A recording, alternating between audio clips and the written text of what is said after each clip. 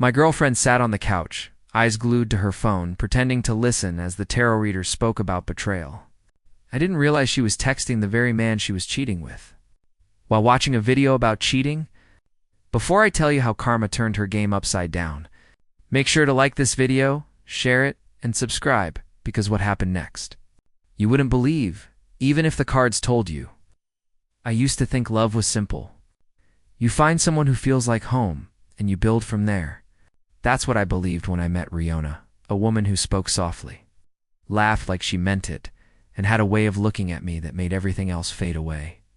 For 2 years, we built a life that looked perfect from the outside. Late-night takeout, lazy Sundays, her watching those endless tarot readings while I worked on my laptop. She said they helped her understand energy.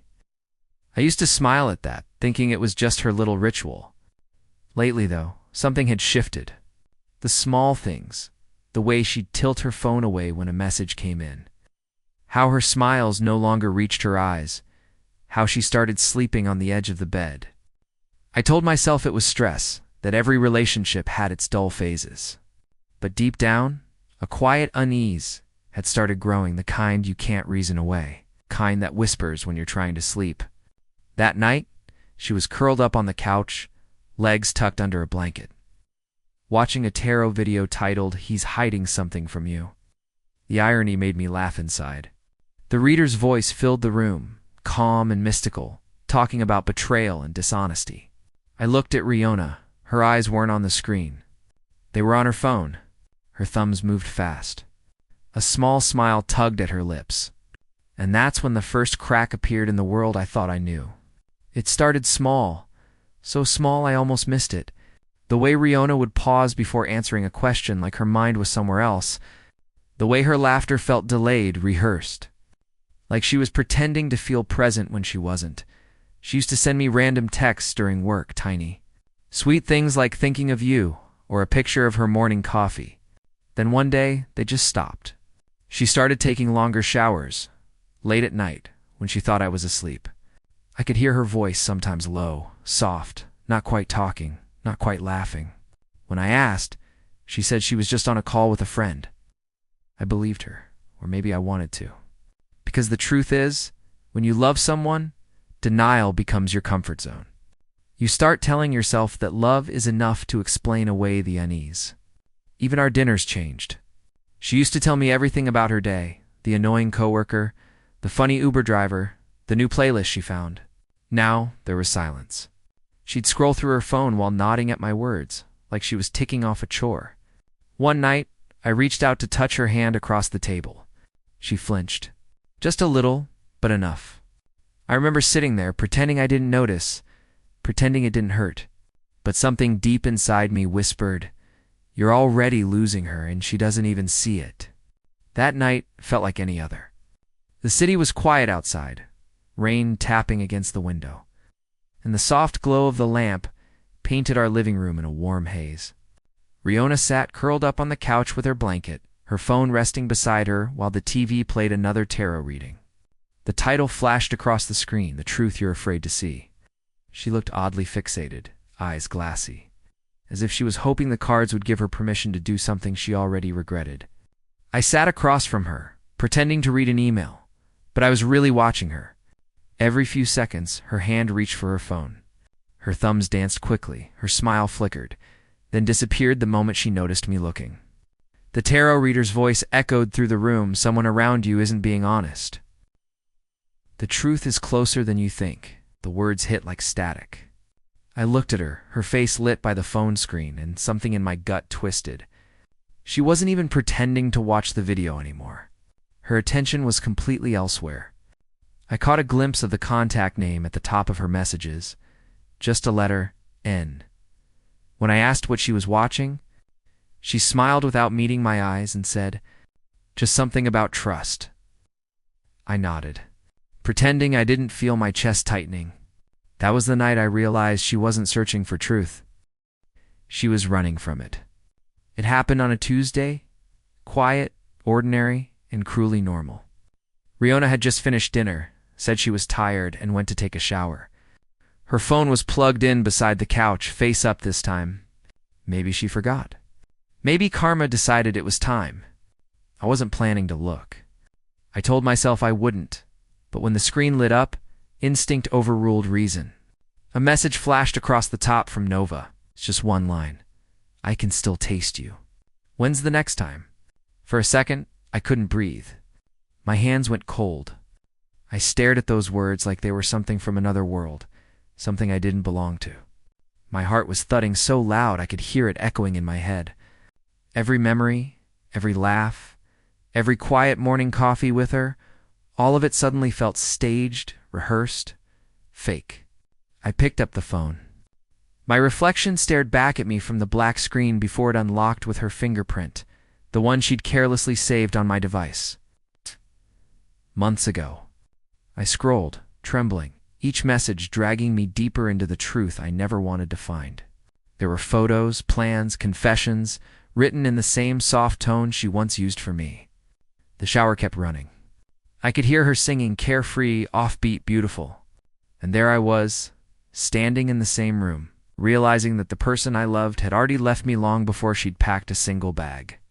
I don't know what hurt more, the words themselves, or how icily she had written them.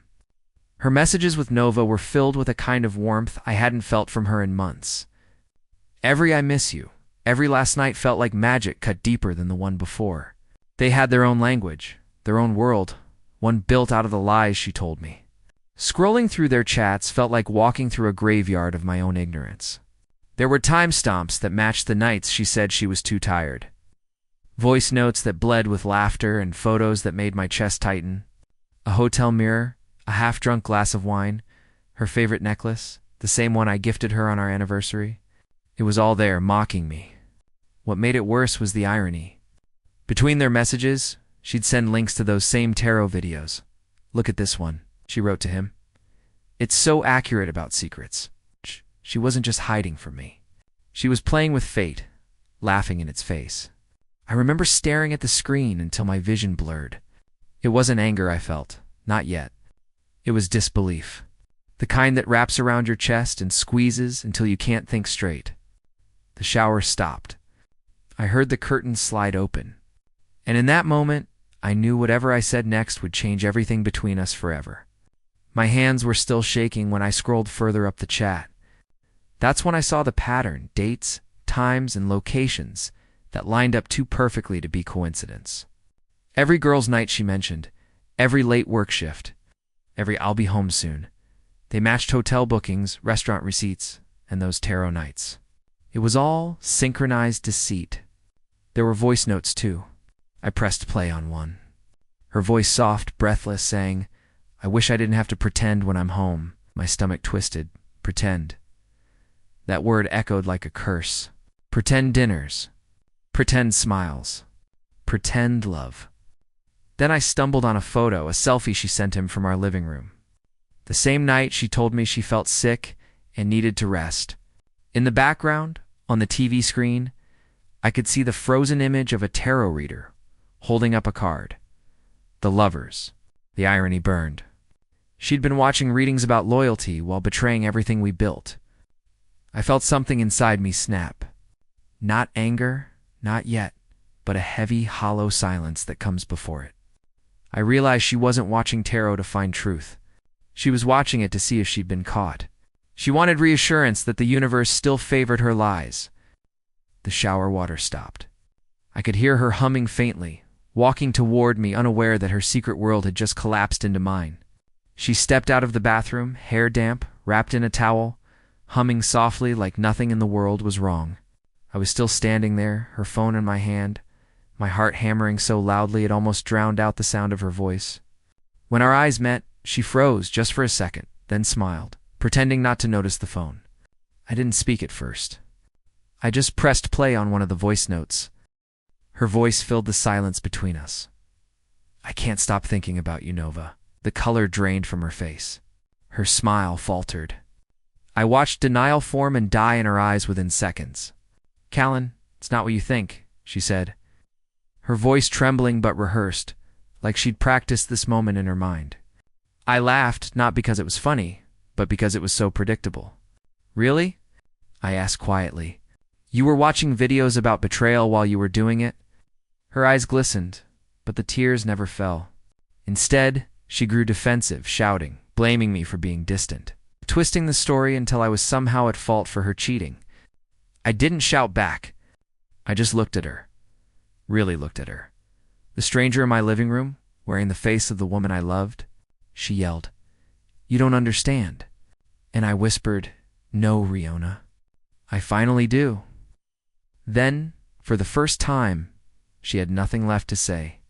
The air between us turned sharp, thick with everything we never said. She stood a few feet away, clutching the towel like armor, eyes burning with a mix of guilt and defiance. I could see her chest rise and fall, fast, uneven. "You went through my phone?" she shouted, voice cracking. "That's private."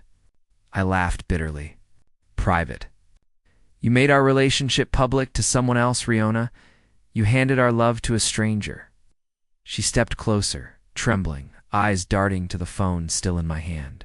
Her voice broke again, this time lower, almost pleading. "You don't get it, Callan. I needed to feel something." The words hit me harder than I expected. Needed to feel something, as if I had never been enough. I took a step forward, holding her phone out. "You felt enough to ruin everything." My voice was quiet but shaking. "You watched readings about truth while lying to my face. You listened to cards, not to your conscience." And then it happened fast, sharp, final. She slapped me. The sound echoed through the room, like glass shattering. For a moment, we both just stood there, stunned by what she'd done. I didn't move. I didn't raise my voice. I just looked at her, tears trembling in her eyes, and said softly, "You didn't hit me because I hurt you. You hit me because I caught you." I broke her. The fight drained out of her completely. The days after the confrontation felt like walking through smoke.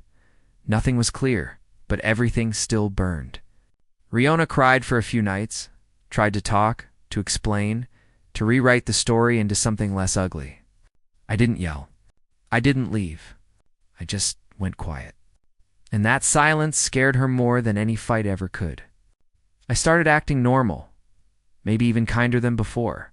I made breakfast, texted her from work, smiled when she spoke. She took it as forgiveness. But inside I was watching, waiting. Her guilt made her soft. Her fear made her predictable. I could see it every time she glanced at her phone, checking if I'd changed the lock or if I still knew. It wasn't revenge I wanted. It was balance, the kind that karma brings when you stop chasing it.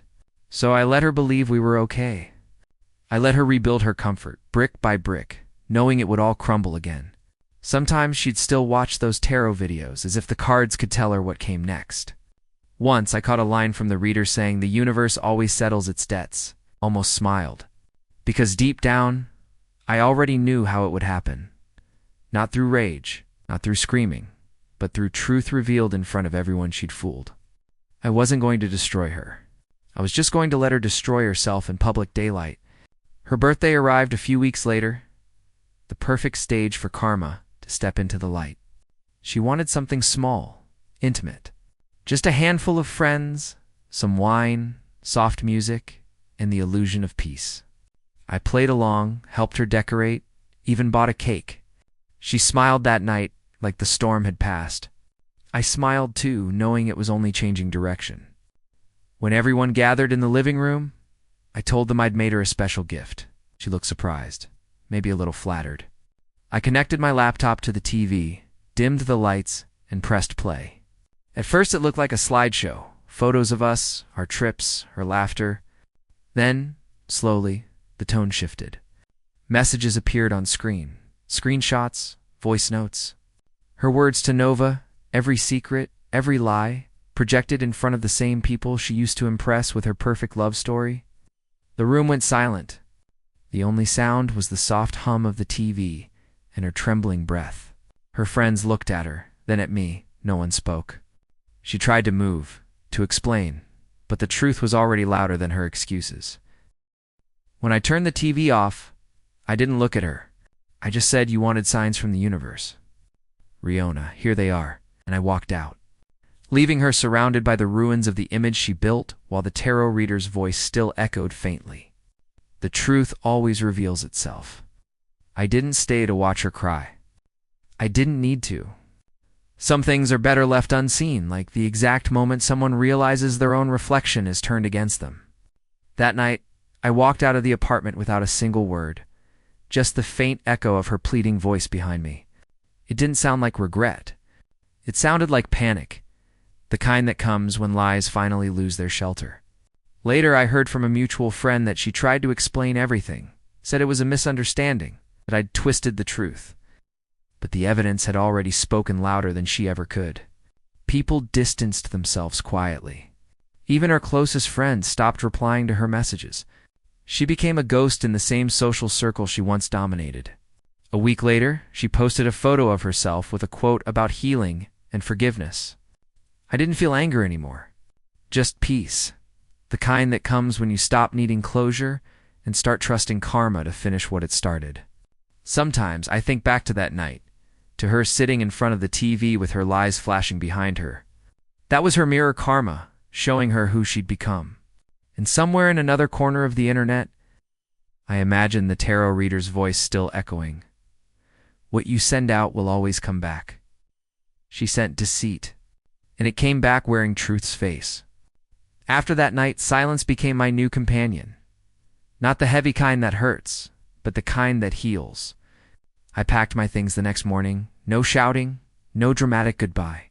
She tried to call, to text, to explain, but I'd already deleted her number. Not out of spite, but self-respect. I'd spent too long waiting for someone to value what I gave freely. The apartment felt lighter without her energy. No more whispered calls behind closed doors. No more fake smiles over dinner. Just peace. I started going on long drives again, rediscovering the small things that used to make me feel alive. Coffee that wasn't shared. Music that didn't remind me of anyone, and mornings that didn't start with suspicion. Pain has a strange way of cleaning you out. It empties you, but in that emptiness, something new begins to grow. Clarity. I realized I'd been loving the idea of her, not the person she'd become. And in that realization, forgiveness came easier than I expected. Not for her, but for myself, for ignoring the signs, for trusting blindly, for staying too long in a story that had already ended. One evening, I passed by a street tarot reader. She smiled and asked, "Do you want to know your future?" I just laughed softly and said, "No, I've already lived my lesson." For the first time in months, that laugh felt real. Months passed. Seasons changed. And life, in its quiet, poetic way, delivered the final card. I wasn't looking for updates about her, but the world has a strange sense of timing. One evening, a friend sent me a link to a video. It was Riona's favorite tarot reader, the same calm voice, the same soft music. The title read, "When You Lose the One Who Truly Loved You." I didn't even need to watch it. The irony was enough. But curiosity got the better of me. I clicked play. As the reader spoke about regret and karma, I imagined Riona sitting somewhere in the dark, watching that same video, tears streaming down her face. Maybe she finally understood what those cards were trying to tell her, that no matter how well you hide deceit, truth never forgets the way home. A week later, I heard Nova had vanished from her life completely. Blocked her. Moved on. The same cycle she'd created for me had looped back to her. That's karma. Not loud, not instant, but precise. I didn't feel joy. Just closure. The kind that comes when the universe ties the story for you. And if you're listening to this now, if you've ever been lied to, betrayed, or broken, remember this. You don't need tarot to see the truth. You just need courage to face it. Like, share, and subscribe, because karma always deals the final hand.